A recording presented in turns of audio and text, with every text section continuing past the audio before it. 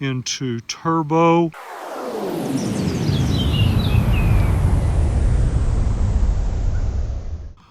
Well, good evening and welcome to the Arbor Hills Nature Preserve in Plano, Texas.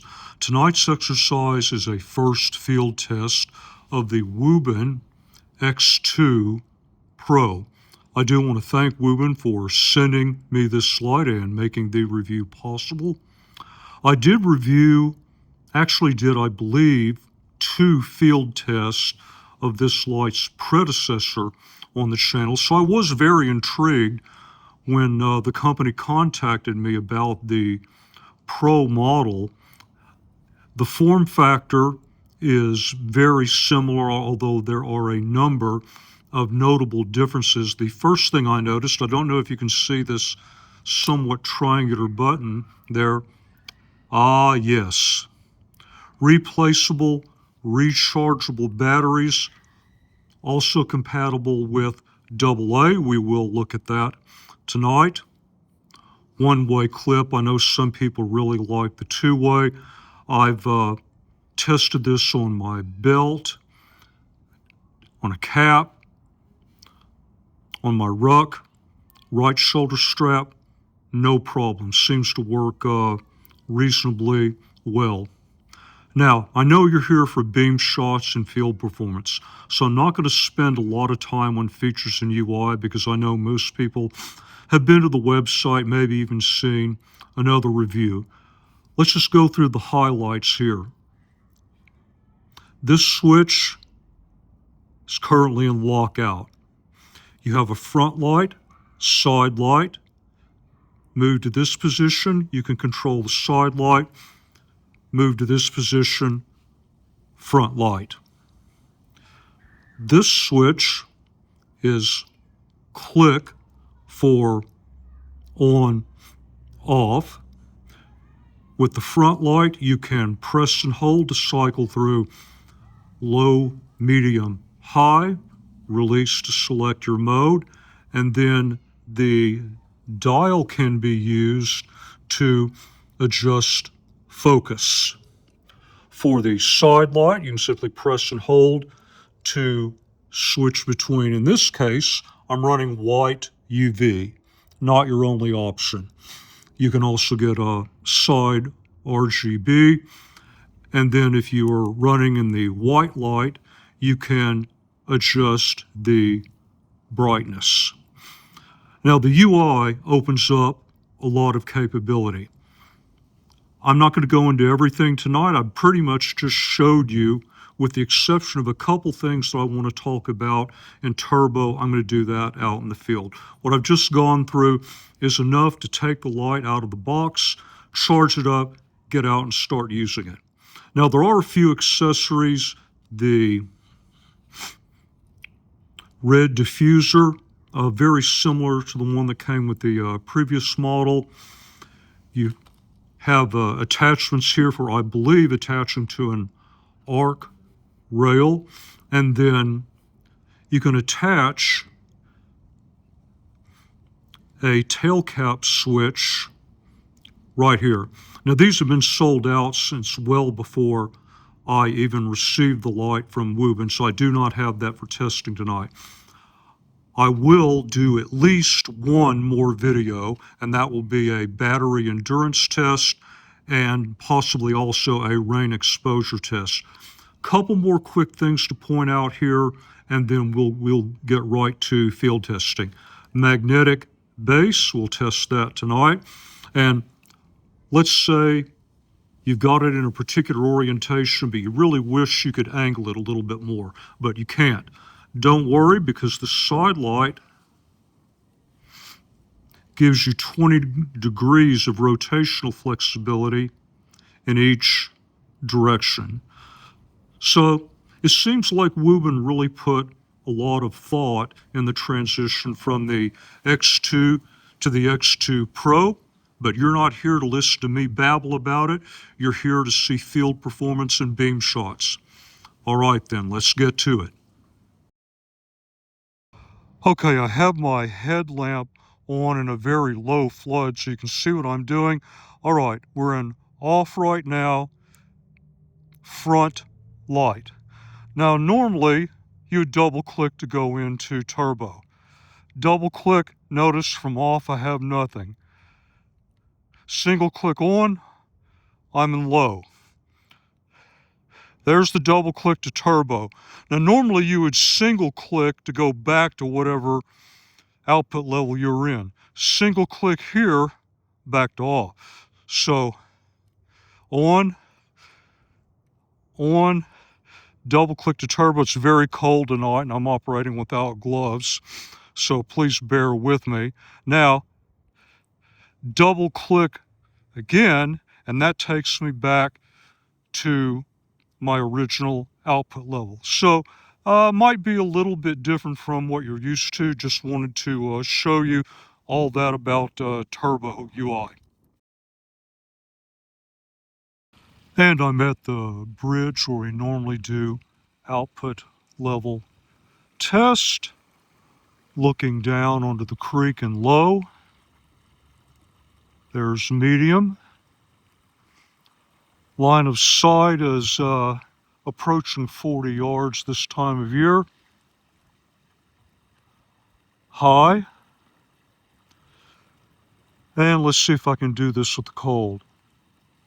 Double click into turbo, and on spot, there's an idea of your field of view.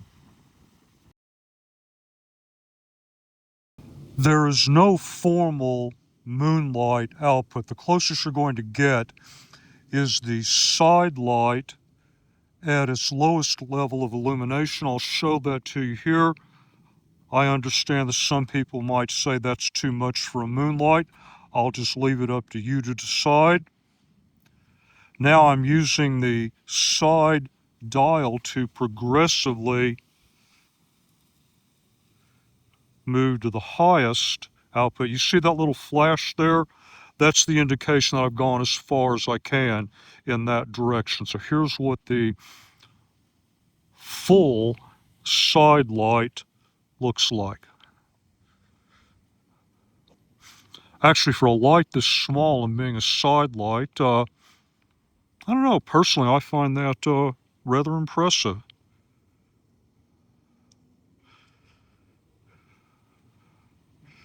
Based on preliminary testing, I believe that the side UV is a bit too underpowered for general outdoor use. However, it's perfectly adequate for use indoors, as I'm going to demonstrate in my rather messy living room. I'm about 4 yards from the edge of the wall. So for pretty much any indoor use you could think of, including hotel inspections and so forth, this seems to get the job done. And that is a quick look at the side UV. First practical exercise of the evening, close quarters search at the playground. I'm going to switch some things up tonight, approaching this exercise from a different angle, starting out front light in low output level, one up into medium. Low is not bad for right in front of you, but if I really want to sweep out and get into these darker areas, really have good situational awareness all around me, yeah, medium is probably the way I would go. I step down here, work my way over to the swing set area. I'm going to keep it in medium. Still have a little bit of sun on the horizon, as well as some light pollution here around the playground area. Yeah, for getting way back into those dark areas, this is a really good output level. Then let's work our way around to the swing set, and that'll get us started off this evening.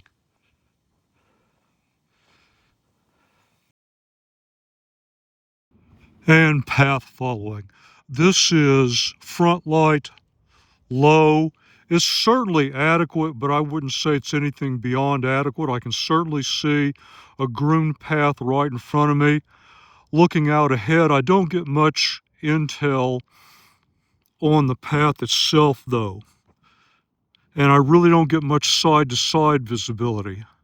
Now I go one up into medium, all of a sudden I can see the slope of the terrain, ridges that have been cut by rain wash. I get enough contrast to see areas where I might trip, and I get some pretty decent downrange and side-to-side visibility. So unless I were in just a serious battery conservation mode, I'd probably want to use medium for most path following tasks.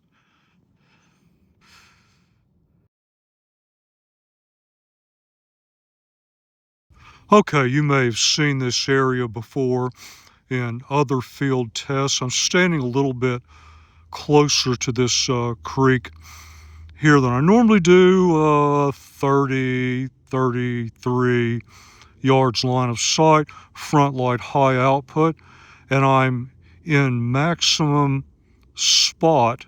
What I want to do is use the dial and show you how the focus varies to flood and back.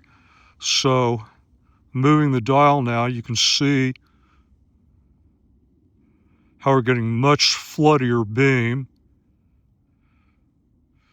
Keep going, and you see that little flash? That means I've gone as far as I can.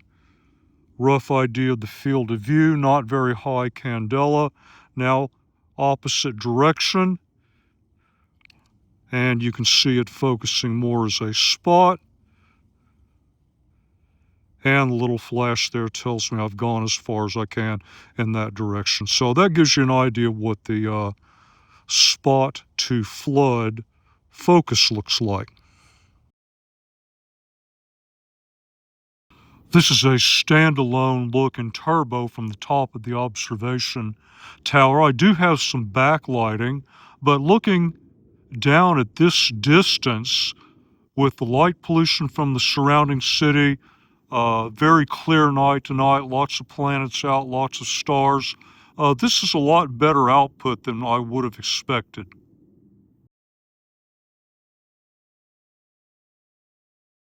Magnetic base works pretty good here on a flat surface. Here though, you can see it just wants to keep sliding down and sliding down. Let's put it back here, see if I can do this without looking. Okay, there we go. Notice that I shifted the side light to its furthest position in this direction, 20 degrees. So this shows you how that even if you're on a flat surface here and you don't necessarily want it going all in that direction, you do have some flexibility. So I thought that was kind of a cool practical example.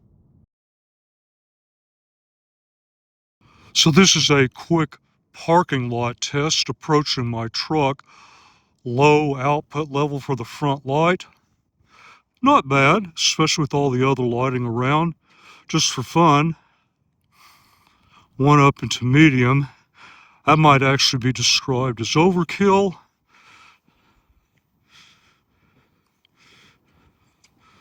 Look off in this direction a bit, and there you have it. Now running on double A's, back at the playground, front light low,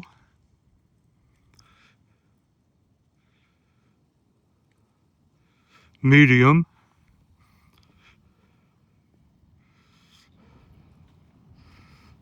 see if I can do this without tripping.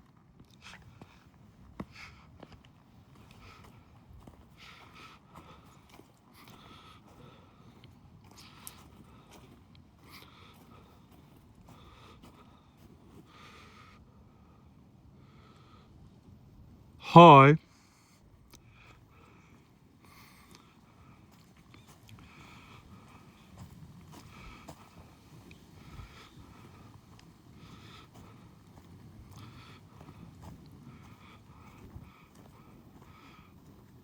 There's swing set again, double click, and turbo. And back at the bridge, side light running on double A's. Maybe that's a little bit closer to a moonlight. All right, let's dial it up.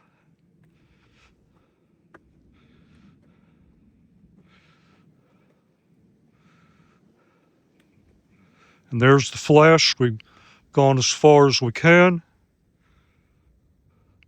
Pan around. And there you have it. And from a personal standpoint, I really like this idea of being able to not only hot swap the regular batteries in the field, but be able to run off of AA as a backup.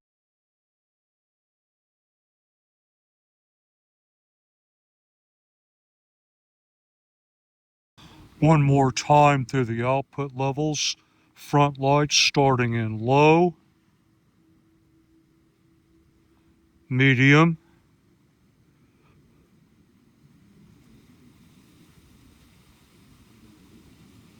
high, line of sight. If I get right in here, a good 55. Pan back and forth. Let's see if I can do this. I've been testing with gloves for a while.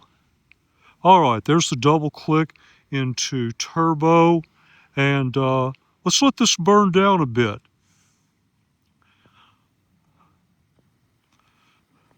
Move around to this side.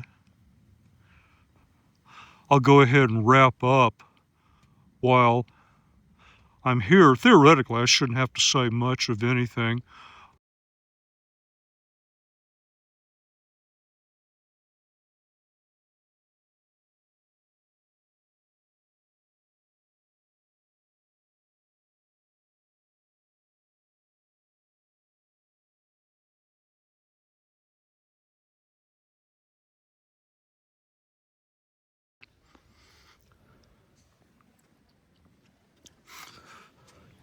This is really not a power light per se. It probably fits in that EDC, some might even argue mini EDC category. Hopefully you saw enough tonight to make a decision. If not, leave a comment and I'll try to either address that in the battery burn down test and or rain exposure test, or put it into a YouTube short.